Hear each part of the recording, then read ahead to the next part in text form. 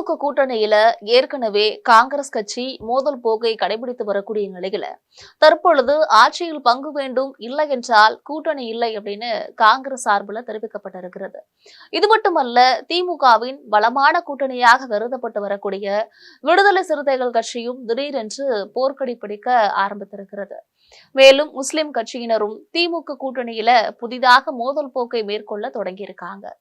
கூட்டணி கட்சியினர் அனைவருமே கடைசி நேரத்துல போர்க்கொடி பிடிப்பதால திமுக தலைவர் மு.க.ஸ்டாலின் மிகப்பெரிய அதிர்ச்சியில ஆழ்ந்திருக்கிறார்.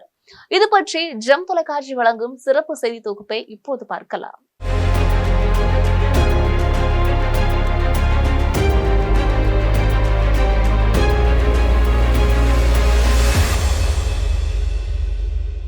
திமுகவின் பலமான கூட்டணிகள்ல ஒரு கட்சியாக காங்கிரஸ் கட்சி செயல்பட்டு வருகிறது.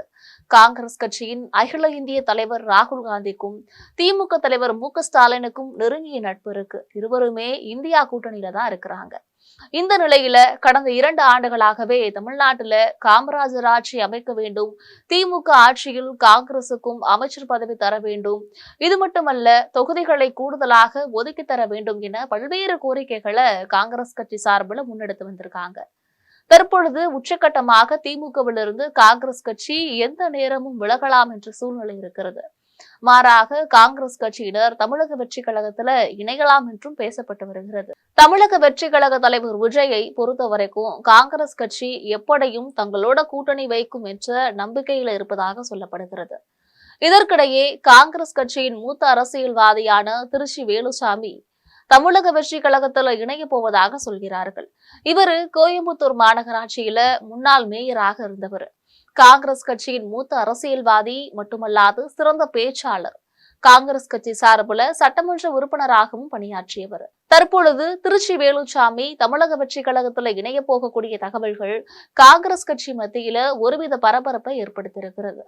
இதற்கிடையே காங்கிரஸ் கட்சியின் மூத்த தலைவர் யசோதாவின் 5ஆம் ஆண்டு நினைவு விழா சென்னை சத்தியமூர்த்தி பவன்ல நடைபெற்றது.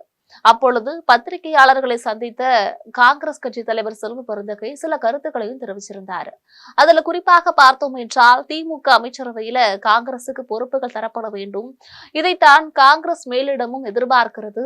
இது தவிர தேர்தலுக்கு 2 மாதங்களுக்கு முன்பாகவே கூட்டணி பற்றி பேசி முடித்துவிட வேண்டும், அப்படி என்றால் தான் தொகுதி பணிகளை சிறப்பாக செய்ய முடியும் என்றும் தகவல் தெரிவித்திருக்கிறார். இதன் மூலம் திமுக அமைச்சரவையில காங்கிரஸ் பதவிகள் கேட்பது மீண்டும் உறுதி செய்யப்பட்டிருக்கிறது. இந்த நிலையில மருத்துவர் ராமதாஸ் தலைமையிலான பாட்டாளி மக்கள் கட்சியை திமுகவோடு இணைக்கலாம் அப்படின்னு அந்த கட்சியின் மேலிடம் ஆலோசனை செய்து வருகிறது. ஏற்கனவே அன்புமணி தலைமையிலான பாட்டாளி மக்கள் கட்சி பாரதிய ஜனதா கட்சியோட கூட்டணி பேசி முடிவெடுத்து விட்டதனால தற்பொழுது வட மாவட்டங்கள்ல இருக்கக்கூடிய வாக்கு வங்கிகளை பெறுவதற்காக மருத்துவர் ராமதாஸை தம்முடைய பக்கம் இழுத்துக் கொள்ளலாம் என திமுக ஆலோசனை செய்து வருகிறது. இது குறித்து விடுதலை சிறுத்தைகள் கட்சி தலைவர் தொல் திருமாவளவனிடம் பேசி சமாதானம் செய்து கொள்ளலாம் அப்படின்னு திமுக மேலிடம் கருதியது. ஆனால் தற்பொழுது தொல் திருமாவளவன் இதற்கு எதிர்ப்பு தெரிவித்து வருகிறார்.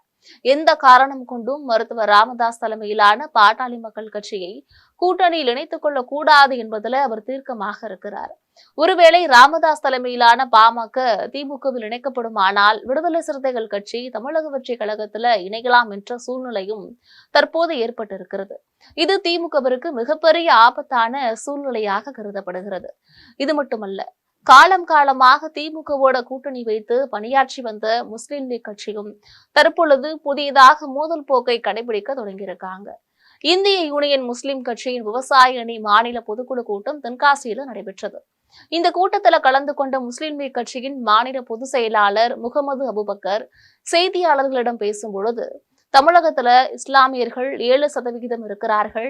அந்த அடிப்படையில திமுக கூட்டணியில் எங்களுக்கு 16 தொகுதிகள் ஒதுக்க வேண்டும்.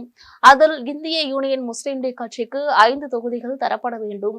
குறிப்பாக கடையநல்லூர் தொகுதியை எங்களுக்கு மீண்டும் வழங்க வேண்டும் என அவர்கள் குரல் எழுப்பியிருக்கிறார்கள்.